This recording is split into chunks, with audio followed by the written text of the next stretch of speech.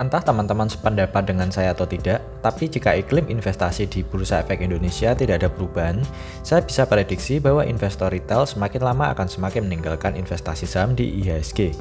Berikut beberapa hal yang menurut saya perlu dibenahi agar IHSG tidak ditinggal investor retail.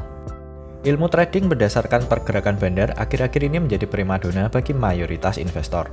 Saya juga orang yang setuju jika harga saham digerakkan oleh bandar. Saat ini banyak sekali konten kreator, kebanyakan generasi corona yang mengajarkan bandarmologi. Mengikuti pergerakan bandar untuk jangka pendek itu tidak ada salahnya. Tapi jika investor-investor baru yang masih hijau dan sekali buka TikTok atau YouTube isinya bandar-bandaran semua, maka mereka jadi akan terpengaruh untuk jual beli jangka pendek. Padahal sebenarnya tujuan mereka adalah investasi untuk jangka lama.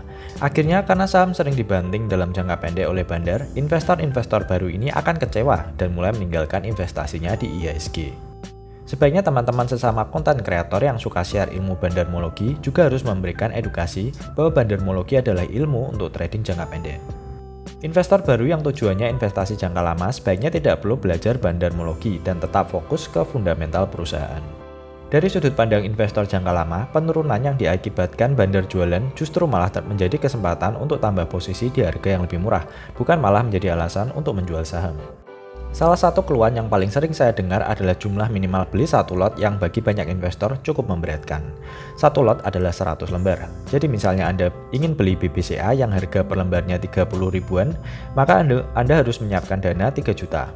Ini tidak adil bagi semua investor karena tidak semua investor memiliki dana sebesar itu, terutama jika ingin nabung saham secara rutin. Saat ini menggunakan broker luar negeri seperti eToro, GoTrade, dan Passfolio, kita bisa membeli saham dengan sistem fractional shares atau pecahan saham. Bahkan contohnya Passfolio yang minimal belinya hanya $0,01 atau sekitar Rp145 saja. Pilih mana nabung saham BCA 3 juta per bulan atau nabung sahamnya Google hanya dengan Rp145 per bulan? Jika Bursa Efek Indonesia dan para sekuritas bisa menerapkan fractional shares, maka saya yakin akan ada jauh lebih banyak orang yang menjadi investor saham. Dengan fractional share, semua orang bisa mendapatkan kesempatan yang sama untuk berinvestasi di pasar saham. Jika Bursa Efek Indonesia tidak segera menurunkan minimal beli satu lot, maka siap-siap saja akan lebih banyak investor yang lebih memilih untuk berinvestasi di Bursa US. Bursa Efek Indonesia mungkin bisa minta bantuan pemerintah jika ada kesulitan dana.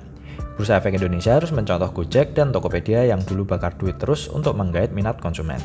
Aturan ARA dan ARB menurut saya tidak perlu. Justru dengan aturan ini bisa membuat minat banyak investor menurun. Buat apa pergerakan harga saham dibatasi per hari? Ini aturan yang cukup aneh dan nanggung. Tokopedia berdiri tahun 2009, tapi baru melakukan IPO di tahun 2021. Itu saja belum ada kepastian. Artinya kita sudah melewatkan growth fantastis dari Tokopedia di awal-awal mereka berdiri.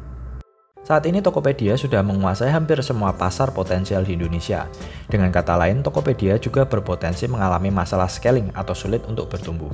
Apalagi Tokopedia akan sangat susah untuk expand ke pasar luar, bahkan untuk bersaing di Asia Tenggara, karena di situ sudah ada big player seperti Sea Group, pemilik Shopee, hingga Alibaba.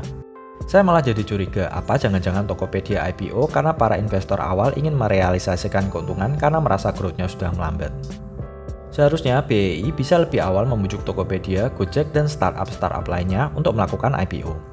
IHSG menurut saya cukup kekurangan saham-saham bagus seperti ini. Saya malah lebih banyak melihat saham-saham yang nggak jelas IPO di bursa yang ujung-ujungnya cuma untuk mencari dana dari masyarakat dan setelah itu sahamnya ambles. Sekarang sudah eranya persaingan global. Dengan internet kita bisa berinvestasi di mana saja termasuk di bursa US di mana saham-saham besar seperti Apple, Google hingga Facebook diperdagangkan. Investor yang sudah tahu caranya invest ke bursa US pelan-pelan akan memindahkan duit ke sana karena saham-sahamnya lebih menarik. Buat yang belum tahu, saat ini di pasar kripto sudah tersedia token-token yang mereplika pergerakan saham. Misalnya sahamnya Tesla, teman-teman tidak perlu membeli sahamnya, cukup membeli Tesla token yang pergerakannya 1:1 dengan sahamnya Tesla. Kedepan akan ada banyak sekali token-token yang mereplika pergerakan saham-saham di bursa. BCA atau BRI token pun bukan tidak mungkin akan segera tersedia. Ini juga merupakan ancaman bagi Bursa Efek Indonesia, apalagi di kripto kita tidak perlu membeli dengan minimal satu lot. Saya berharap Bursa Efek Indonesia bisa mulai berbenah bukan hanya untuk melindungi investor-investor besar saja, tapi juga agar investor retail yang dananya terbatas juga bisa mendapatkan kesempatan yang sama untuk berinvestasi di IHSG.